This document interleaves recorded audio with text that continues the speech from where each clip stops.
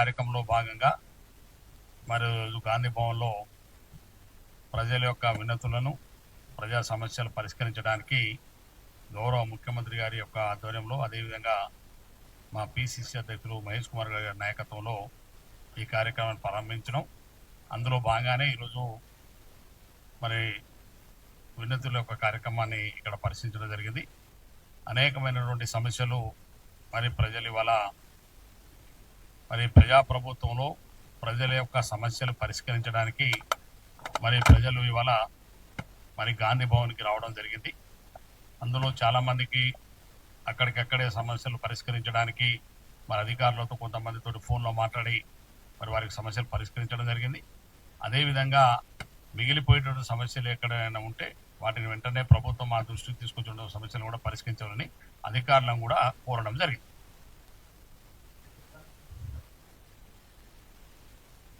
ఎందుకంటే గతంలో ప్రజలకు ఎక్కడ కూడా వాళ్ళ సమస్యలను చెప్పుకోవడానికి అవకాశం లేకుండా గత ప్రభుత్వంలో 10 సంవత్సరాల్లో ముఖ్యమంత్రి అందుబాటులో ఉండరు, మంత్రులు అందుబాటులో ఉండరు, ఎమ్మెల్యేలు అందుబాటులో ఉండరు, పార్టీ కార్యాలయాలు కూడా అందుబాటులో ఉండరు. కానీ ఇవాళ ప్రజాప్రభుత్వంలో కాంగ్రెస్ పార్టీ ప్రభుత్వం అధికారంలోకి వచ్చిన తర్వాత ప్రతి సోమవారం ప్రజావాణి కార్యక్రమం అక్కడ ప్రభుత్వం తరఫున నడుపుతా ఉన్నాం.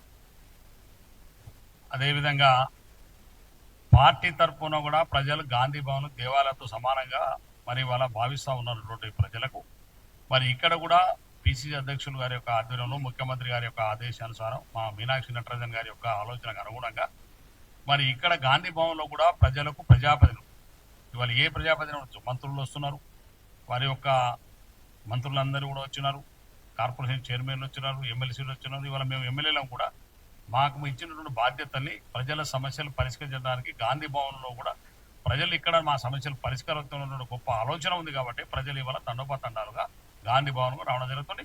ఆ సమస్యలు కూడా పరిష్కరించబడుతున్నాయి.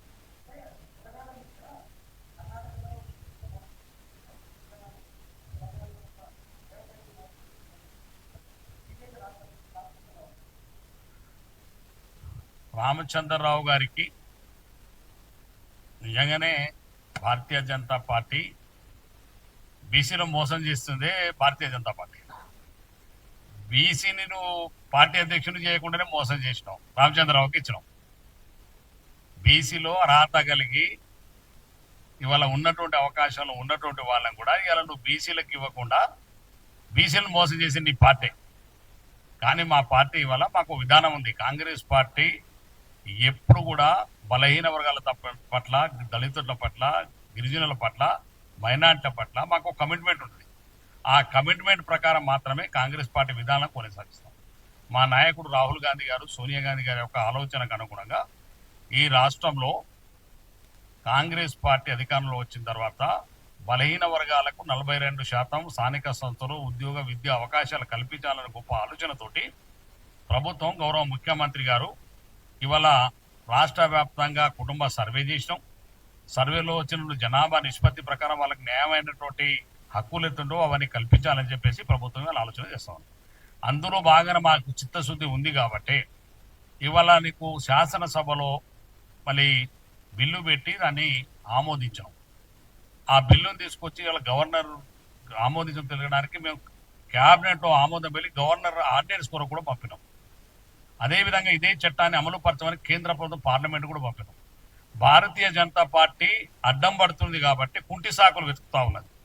ఈ కుంటి సాకులతో వెతికి ఏ విధంగా 42% బీసీలకు రిజర్వేషన్ కాకూడదని ఒక కుట్రపూరితమైన ఆలోచన భారతీయ జనతా పార్టీ చేస్తుంది. కాబట్టి ఇవాళ పార్లమెంట్ లో బీసీ బిల్లు నిజంగా రామచంద్రరావుకు నీకు బీసీల మీద భారతీయ జనతా పార్టీ ప్రేమ ఉంటే కేంద్రంలో మీ ప్రభుత్వం ఉంది, పార్లమెంట్ లో బిల్లు ఉంది, దాన్ని ఆమోదింపజేయండి. అప్పుడు మీ చిత్తశుద్ధిని తెలంగాణలో ఉన్నంత బలహీన వర్గాలు నమ్ముతారు. కానీ మా ఆలోచన, మా రాహుల్ గాంధీ గారి ఆలోచన ఇలా జనాభా నిష్పత్తి ప్రకారం ఈ దేశంలో ఉన్నటువంటి సంపాదన కానీ, ఉద్యోగ విద్యా అవకాశాలు కానీ, రాజకీయ అవకాశాలు కానీ వాళ్ళ జనాభా నిష్పత్తి ప్రకారం జరగాలని మా నాయకుడు ఈ దేశవ్యాప్తంగా కొట్లాడుతా ఉన్నాడు.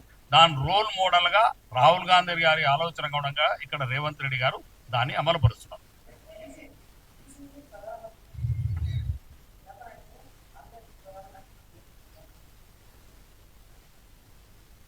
కాంగ్రెస్ పార్టీ బీసీలకు కాంగ్రెస్ పార్టీ ఈ రాష్ట్రంలో భారతీయ జనతా పార్టీ దేశంలో ఉన్నట్టు ప్రధానమంత్రి సీట్ కంటే ఈ రాష్ట్రంలో బలహీన వర్గాలకు ఎప్పుడు అవకాశం వచ్చినా కాంగ్రెస్ పార్టీ చేసింది. కాంగ్రెస్ పార్టీలో బాలునాయక్ ఇవాళ మాట్లాడగలుగుతారు, భారతీయ జనతా పార్టీలో మాట్లాడలేదు. ఏఐసిసి అధ్యక్షుడు ఒక దళిత బిడ్డని చేసింది ఇవాళ కాంగ్రెస్ పార్టీ. కాబట్టి కాంగ్రెస్ పార్టీ మన్మోహన్ సింగ్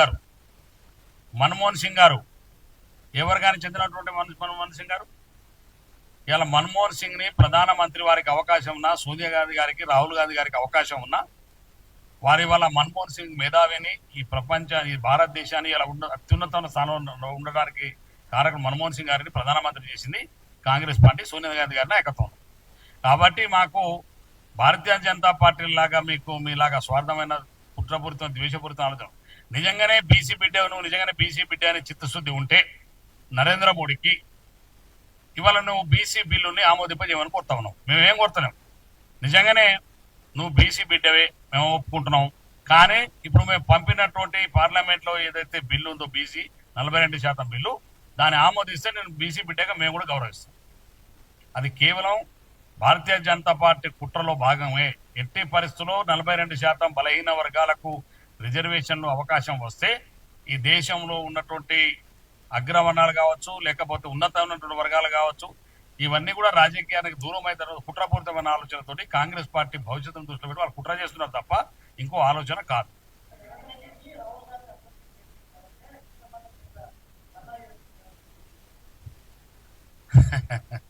మొన్ననే మీరు చూసిన రాహుల్ గాంధీ గారు బీజేపీ మీద ప్రజెంటేషన్ అప్పుడు రేవంత్ రెడ్డి గారి గురించి ఎంత గొప్పగా చెప్పిండో ఒక్కసారి మీరు ఆలోచన. అందరూ లైవ్ లో చూసినాం, మనం ఎవరు దాన్ని దాచుకోవడానికి లేదు. రాహుల్ గాంధీ గారు రేవంత్ రెడ్డి గారికి వెన్ను తట్టి ఈ తెలంగాణ రోల్ మోడల్, భారతదేశాన్ని మొత్తానికి మన రోల్ మోడల్ తెలంగాణ చేసింది రేవంత్ రెడ్డి గారు అని చెప్పి ఒక ఉన్నతమైనటువంటి వర్గంలో ఉండి కూడా బలహీన వర్గాలకు ఈ చట్టాన్ని తీసుకునేంత ప్రయత్నం చేయడం, వారి యొక్క విధానాన్ని కొనసాగించాలని చెప్పేసి గొప్పగా మరి రాహుల్ గాంధీ గారు కితాబీ ఇచ్చినారు. మరి మనకై జలనమ్మ ఇవాళ గోదావరి కృష్ణా జలాలు, గోదావరి జలాలకి ఇవాళ బనకచర్ల మొదలుపెట్టింది టీఆర్ఎస్ ప్రభుత్వం అధికారంలో ఉన్నప్పుడు. ఇవాళ కృష్ణా జలాలకు సంబంధించి కృష్ణా జలాలకు ఉన్నటువంటి పోతిరెడ్డిపాడు కానీ, అదేవిధంగా మిగతావన్నీ కూడా రాయలసీమ లిఫ్ట్ కానీ, ఇవన్నీ కూడా కేసీఆర్ ముఖ్యమంత్రిగా ఉన్నట్టు వారి హయాంలో వారు ఉన్నప్పుడే ఇవన్నీ కూడా అనుమతులు ఇచ్చి తెలంగాణ రాష్ట్రాన్ని ఇవాళ నీటి లభ్యత లేకుండా చేసిన దుర్మార్గమైనటువంటి ప్రభుత్వం టీఆర్ఎస్ పార్టీ ప్రభుత్వం, కేసీఆర్ గారు.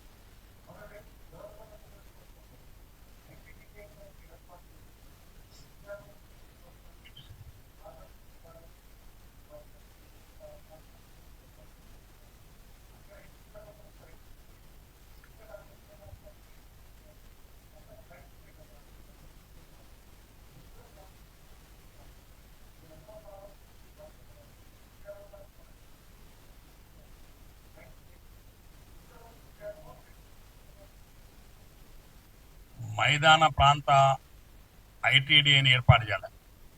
ఏజెన్సీ ఏరియా వేరు, మైదాన ప్రాంత ఐటీడీఏ వేరు. మేము ఏజెన్సీ ఏరియాలో లేవు, మేము మైదాన ప్రాంత ఐటీ దాంట్లో ఉన్నాం. మైదానమైన గిరిజనులు మేము మైదాన ప్రాంతమైనటువంటి ఐటీడీని ఏర్పాటు చేయాలని చెప్పేసి కాంగ్రెస్ పార్టీ మేనిఫెస్టోలో పెట్టిన మా విధానంలో ఉంది. ముఖ్యమంత్రి గారు ఆ రోజు ఖర్గే గారి చేతుల మీదుగా ఆ రోజు మేము చెవేళ్ళలో జరిగిన సభలో చెప్పినాం. ఎక్కడెక్కడ ఏర్పాటు చేయాలని చెప్పేసి ముఖ్యమంత్రి గారు ఆలోచన చేస్తున్నారు. తప్పకుండా మైదాన ప్రాంత ఐటీడీ ఏర్పాటు చేయాలని ప్రభుత్వం ఆలోచనలో ఉంది. అది తప్పకుండా దేవరకొండలో ఏర్పాటు చేస్తారని మేము విశ్వసిస్తున్నాం. ఎందుకంటే మైదాన ప్రాంతంలో ఎక్కువ గిరిజనులు ఉన్నటువంటి ప్రాంతం దేవరకొండ ప్రాంతం. కాబట్టి దేవరకొండతో పాటుగా మిగతా 5-6 దగ్గర ఈ మైదాన ప్రాంత ఐటీడీని ఏర్పాటు చేయాలని గౌరవ ముఖ్యమంత్రి కాంగ్రెస్ పార్టీ ప్రభుత్వం ఆలోచనలో ఉంది. తప్పకుండా ఏర్పాటు చేసే ప్రయత్నంలో ఉన్నాం. ఎలా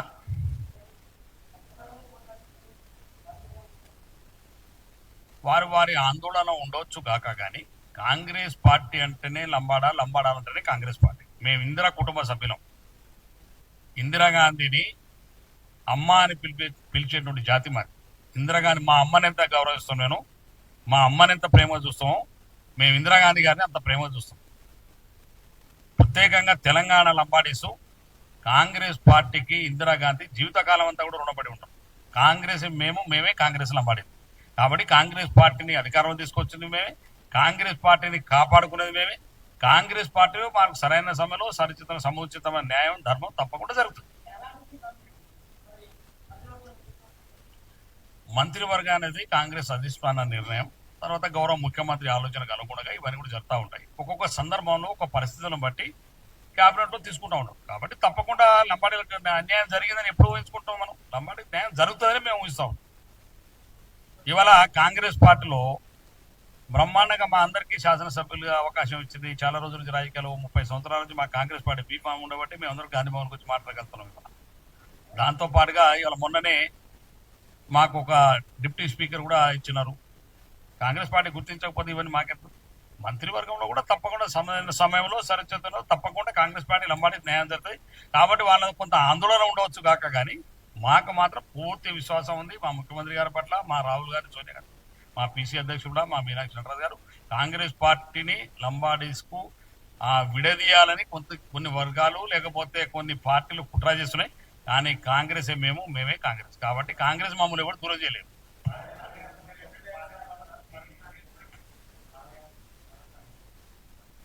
పాదయాత్ర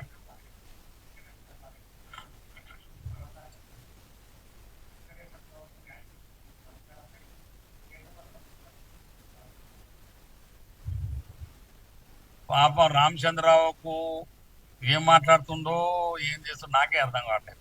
ఎందుకంటే వారు భారతీయ జనతా పార్టీ అధ్యక్షుడు అయిన తర్వాత మీడియాలో రోజువారీగా అందరికంటే ముందెట్లా కనబడాలనే ఆలోచన ఉన్న తప్ప ఆ విధానం పట్ల కానీ లేకపోతే నువ్వు మాట్లాడే సబ్జెక్టుల పైన పూర్తిగా ఆయన మంచి వక్త, మేధావి అనుకుంటాను నేను, కానీ ఇట్లా మాట్లాడతానని అనుకోవట్లేదు.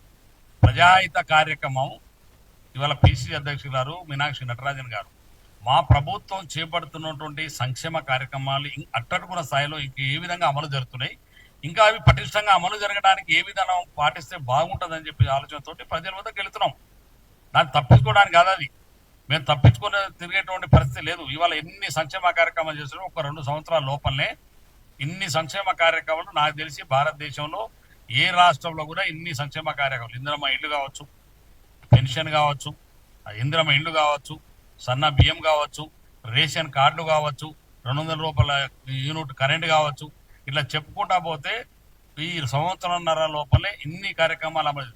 రైతు భరోసా కావచ్చు, ఇందిరమ్మ భరోసా కావచ్చు, రైతు రుణమాఫీ కావచ్చు. ఒక్క సంవత్సరం కావాలి 10 సంవత్సరాలు కేసీఆర్ టీఆర్ఎస్ పార్టీ ప్రభుత్వం చేయలేంది రేవంత్ రెడ్డి గారి నాయకత్వంలో ఉన్న కాంగ్రెస్ పార్టీ ప్రభుత్వం ఒక్క సంవత్సరంలో పూర్తి చేయగలం. మాకు ఇంకా 3.5 సంవత్సరాల టైం ఉంది, 4 సంవత్సరాల టైం ఉంది.